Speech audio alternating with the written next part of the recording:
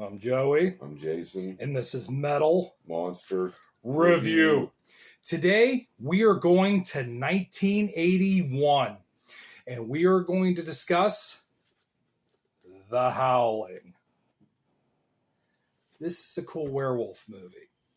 What you got going on here is this. You have a TV news anchor who's being stalked by a serial killer. And she ends up encountering him. It's a traumatic experience, and she goes and sees a psychiatrist, and I guess a friend, really. And he recommends that she goes to a place called The Colony for some group therapy, just to kind of unwind, relax. And we later find out that they're all fucking werewolves. Jason, would you like to talk a little bit about The Howling? That's one thing that makes this movie a little different than your typical other werewolf movie. You all know the scenario of most werewolf movies. Someone gets bit, they go through a transformation, and they're either trying to stop it or someone's trying to kill them. This is totally different. It's nothing like that. These people embrace it. Yeah. And without giving away too many spoilers, but it seems like they're just trying to fly under the radar. Let you know that they're out there. You know what I mean? And just kind of blend in with society, but they don't really like to affiliate themselves with them. And that's the vibe I'm getting. Yeah, because they're one little leaders trying to make them eat cattle instead of humans, and they're getting sick of doing that. They want to go, how do you say it? What did that one guy say about you can't tame what's wild or something like that? It's unnatural. Yeah. You know, yeah. And that was John Carradine, who has a horror background. I mean, he played in the 1945 House of Dracula. He played Dracula. And also a little fun fact for the Munsters fans out there, he was Herman Munster's boss, Mr. Gateman, at the funeral home. So, but also too, and I did tell you this, when I rewatched this, I noticed two things here, is that we had two cameos from some, horror celebrities, if you will. The scene where Dee Wallace is waiting for the killer to call her at the payphone. There's somebody standing outside the payphone. His back is turned to the phone. When she answers and leaves the phone booth, comes in, it's Roger Corman, who has directed the 1960s Vincent Price, Edgar Allan Poe movies. And then later they end up going to a bookstore, an occult bookstore, and there's just a guy standing there who was Forrest Ackerman, who was a writer for Famous Monster magazine back in the 50s and 60s. So that was pretty cool to see those guys have little cameos in this movie. And that's what I love about horror. You know what I mean? It's self-aware sometimes.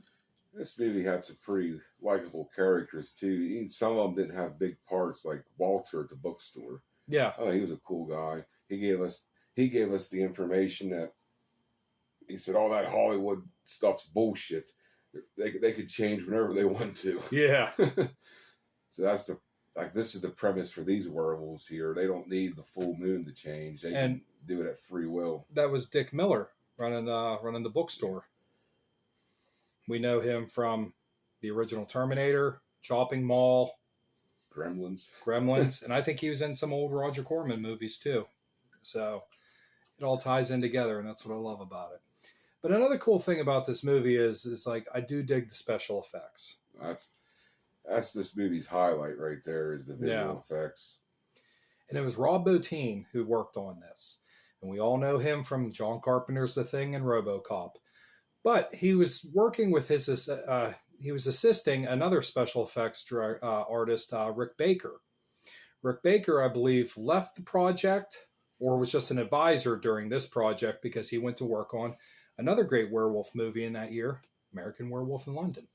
So, you know what I mean? So you have some top-notch guys working on these projects, and that's what I love about this. And one of my top special effects scenes in this movie is when the one werewolf gets his hand chopped off. Yeah. And then it starts turning back to human. I like that. That was totally cool. Like, I mean, the werewolf act. I mean, this movie's a little light on the werewolf action. It doesn't Yeah. start happening towards the end, but it's still definitely worth checking out. This is the fact that it's not like your typical werewolf movie. No, this one was a little bit different, but I did like it. And we were talking about this earlier, the scene where Dee Wallace's friend is looking for her and she goes up to see her at the colony and her boyfriend's looking for her and he can't find her, so he calls the sheriff and he's telling him over the phone, yeah, she's fine. And next thing you know, the werewolf's got her on the fucking neck. It's like literally, as soon as he says, I'm sure she's fine. Yeah, boom. She's good. She's good. She's just going to sit down and have a cup of coffee. She'll be fine. You know what I mean? But The Howling is pretty cool and it's worth checking out. You know what I mean? If you've never seen it. And I don't want to give too many spoilers, but I really like the ending. Yeah. You know what I mean? Which was totally different. And what I thought was also interesting too is when this movie came out in 1981, it's got a post-credit scene. And you don't see that for early 80s movies. So, and if you get a chance, by all means, check this I'll out. tell you what, another cool thing is it's just this probably has one of the coolest title screens ever. Yeah. You get the slashing, then it spells The Howling, then you get a goddamn exploding mirror or piece of glass or something. And then you get to watch a hamburger cook. Yeah. Later in the movie too. A real close-up of somebody grilling a burger. You know what I mean? So it covers all these grounds. And I really hope when I'm on my way home tonight, I get seduced by a female werewolf. Yeah, then I can make a phone call. Is Jason okay when the fucking werewolf has you? Oh, Jason's fine. He's fine. He's fine. What are you griping about? All worried. Oh. So, but that is comical. So, now, do you have anything else you would like to add about The Howling? This one definitely needs a watch, especially for the special effects, because I'm not joking when I say it's up there for the transformation scenes. Yeah, they're well done. So, and this was 1981, and it's like the year of the werewolf because you had The Howling, Wolfen, American Werewolf in London. You know what I mean? You had those three big movies right there. So, I mean, there might be something else that we're not aware of. You know what I mean? So you definitely had to beware of the fucking moon. So, in the meantime, be sure to watch The Howling.